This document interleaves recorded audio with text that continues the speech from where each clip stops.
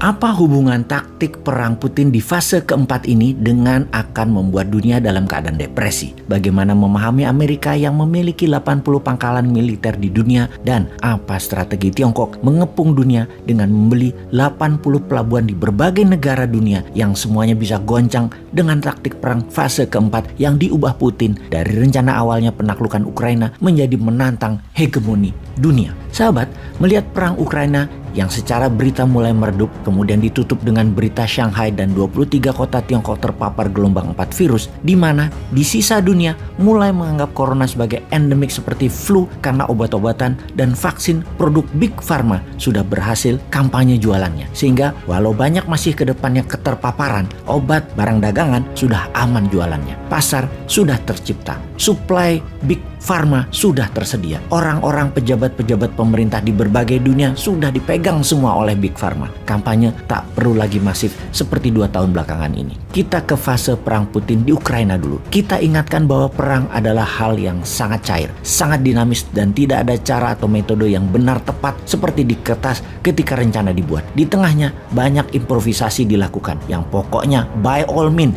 kita harus menang perang. Caranya terserah. Maka fase pertama serangan Rusia yaitu menaklukkan 100% wilayah Ukraina, mengusir 10 juta penduduk Ukraina ke luar negeri dengan serangan kilat ke Kiev dan mengganti pemimpin Ukraina dengan yang pro-Rusia. Kemudian Ukraina akan referendum masuk sebagai negara federasi Rusia. Serangan diluncurkan 24 Februari 2022 yang mana hingga tanggal 8 Maret tidak bisa masuk juga ke Kiev, padahal pasukan elit divisi 2 dan 3 Rusia yang dikirim. Ibarat Kopassus dan Denjaka yang dikirim. Tidak tembus juga kota-kota besar di utara Ukraina tersebut termasuk Kiev. Bahkan ketahan di kilometer 30-an jauh dari Kiev. Pasukan Rusia tidak bisa tembus-tembus ke Kiev. Kemudian rencana diubah menjadi strategi bumi hangus ala Aleppo di Suriah dilakukan, dan strategi bumi hangus ini diharapkan secara psikologis tentara Ukraina dan pemimpin militer serta Zelensky terpukul kemudian menyerah. Ternyata hal itu tidak terjadi. Fase 3 pada sekitar 28 Maret seluruh pasukan di utara Ukraina ditarik mundur,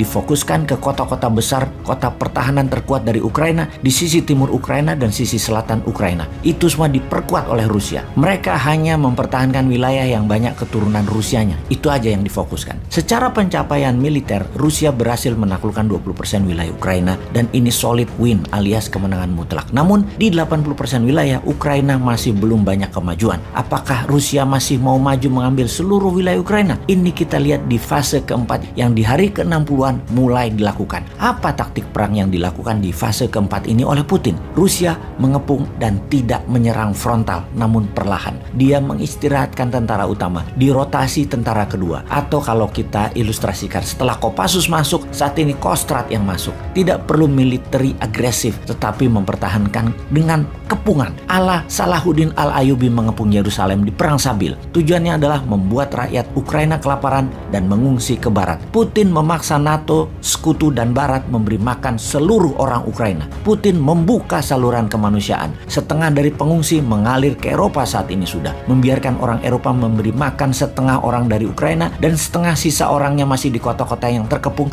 menunggu penyelamatan dari pihak barat. Di sisi sebelah barat Ukraina sudah menerima penduduk sisi timur Ukraina, dan dari barat sudah 10 juta yang keluar ke Polandia, ke Rumania, ke Slovakia, Hungaria, dan sangat kurang persediaan makanan, minuman, tempat tinggal, tempat tidur, dan obat-obatan. Di sisi barat Ukraina sudah kekurangan banyak makanan dan minyak untuk listrik. Semua orang tidak memproduksi kebutuhan perdagangan. Tanah tidak ditanami lagi, pabrik-pabrik bahkan tidak dibuka. Puluhan juta orang di Ukraina bergantung pada barat untuk makanan dan minuman. Menurut perhitungan intelijen pertahanan, strategi Putin ini bisa merubuhkan Eropa Barat. Kira-kira dalam 1,5 tahun ke depan, tanpa meluncurkan rudal, Putin akan membuat Eropa Barat, NATO, dan sekutunya berada dalam kebangkrutan. Di fase keempat ini, strateginya adalah Putin mengepung. Sementara pihak NATO tadinya berpikir Putin gagal di Ukraina, namun menaklukkan 20% wilayah bagi pihak Rusia adalah kemenangan. Pihak NATO juga berpendapat semakin panjang perang Rusia akan merugi. Ternyata ketika strateginya mengepung seperti dilakukan sekarang, di mana pengungsi didorong ke barat, ini adalah taktik perang yang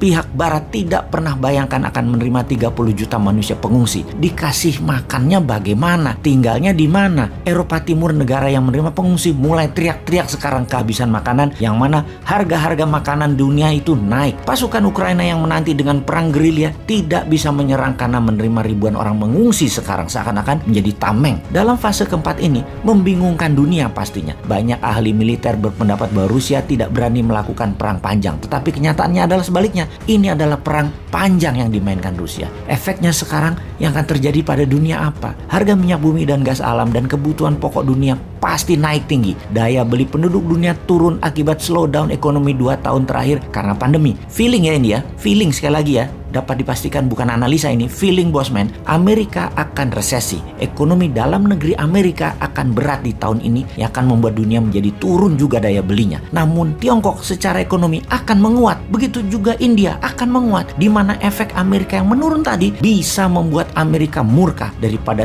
Tiongkok terus menguat, kemudian Rusia menang perang, lebih baik dijadiin perang dunia ketiga. NATO masuk ke Ukraina,